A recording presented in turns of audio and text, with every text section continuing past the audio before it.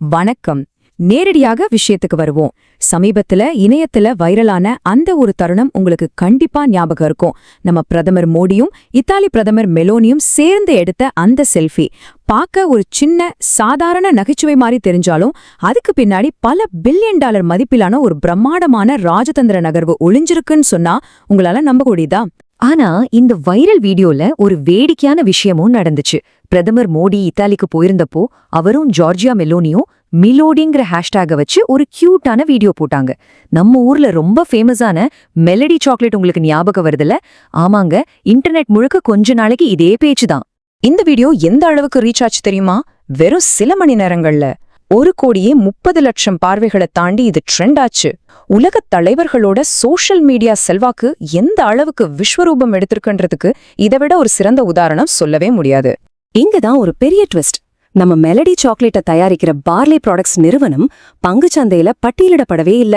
ஆனா இந்த melody viral ஃபீவர்ல கொஞ்சம் கூட சம்பந்தமே இல்லாத பார்லே இண்டஸ்ட்ரீஸ் அப்படிங்கிற இன்னொரு கம்பெனியோட பங்குகளை சில முதலீட்டாளர்கள் அவசரமா வாங்க ஆரம்பிச்சுட்டாங்க.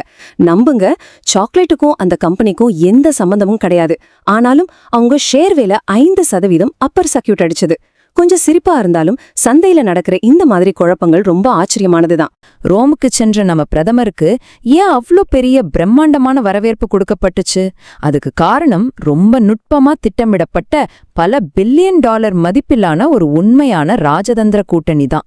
இது வெறும் செல்ஃபி நட்பு கிடையாது, மிகப்பெரிய உலகளாவிய புவிசார் அரசியல் நகர்வு.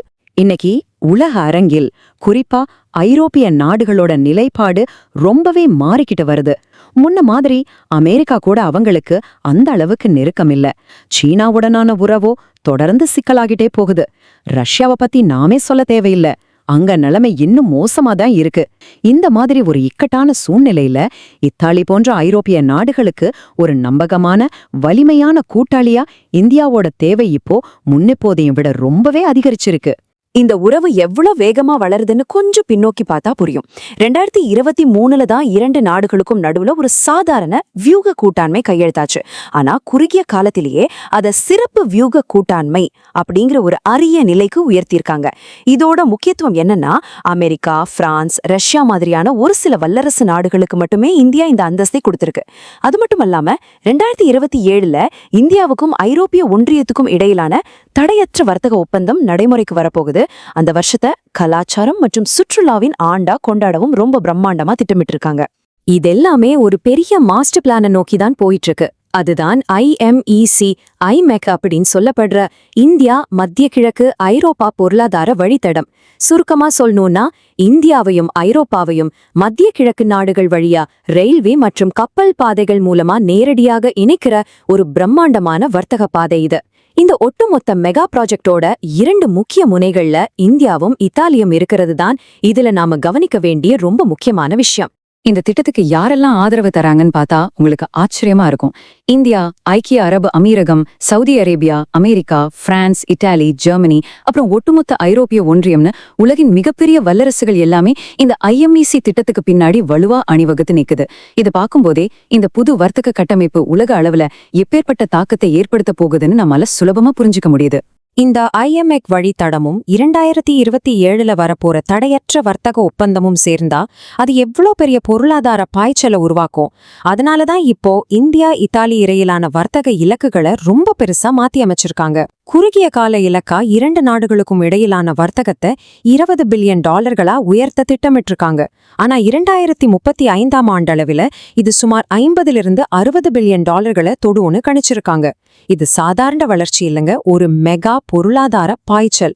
ஐரோப்பாவை பொறுத்த வரைக்கும் ஐநா பாதுகாப்பு சபையில நிரந்தர இடத்துல இருக்கிற பிரான்ஸ் தான் எப்பவுமே இந்தியாவுக்கு ரொம்ப முக்கியமான கூட்டாளி. ஆனா இப்போ இத்தாலி மிக வேகமா செயல்பட்டு இந்தியாவின் முதல் 5 முக்கிய கூட்டாளிகள் பட்டியல்ல தன்னோட இடத்தை ரொம்ப ஆழமா பதிவு செஞ்சுட்டு வருது. குறிப்பா பாதுகாப்பு, உலகளாவிய தளவாடங்கள், அப்புறம் எதிர்கால தொழில்நுட்ப வளர்ச்சிக்கு தேவையான கிரிட்டிக்கல் மினரல்ஸ் போன்ற துறைகள்ல இந்த 2 நாடுகளும் கைகோர்த்து வேலை செய்ய போறது உலக அரசியல்ல ஒரு பெரிய கேம் சேஞ்சரா இருக்க போகுது. சரி, இந்த முழு அலசலோட இறுதிக்கட்டத்துக்கு வந்துட்டோம். இப்போ உங்க முன்னாடி ஒரு முக்கியமான கேள்வியை வைக்கிறேன். IMEC வழித்தடம் ஒட்டுமொத்த உலக வரைபடத்தையும் வர்த்தக பாதையையும் மாற்றியமைக்க போகுது. அப்படி இருக்கும்போது சும்மா ஒரு இணைய மீமா ஆரம்பிச்ச இந்த இந்தியா இத்தாலி இடையேயான அசுர வேக கூட்டாண்மை ஒட்டுமொத்த ஐரோப்பிய ராஜதந்திரத்தோட எதிர்காலத்தையே எப்படி மாற்றி எழுத போகுது? கண்டிப்பா இதை நாம எல்லாரும் ரொம்ப உன்னிப்பா கவனிக்க வேண்டிய ஒரு மிகப்பெரிய உலகளாவிய திருப்புமுனை. இந்த விரிவான அலசல் உங்களுக்கு ரொம்பவே சுவாரஸ்யமா இருந்திருக்கும்னு நம்புறேன்.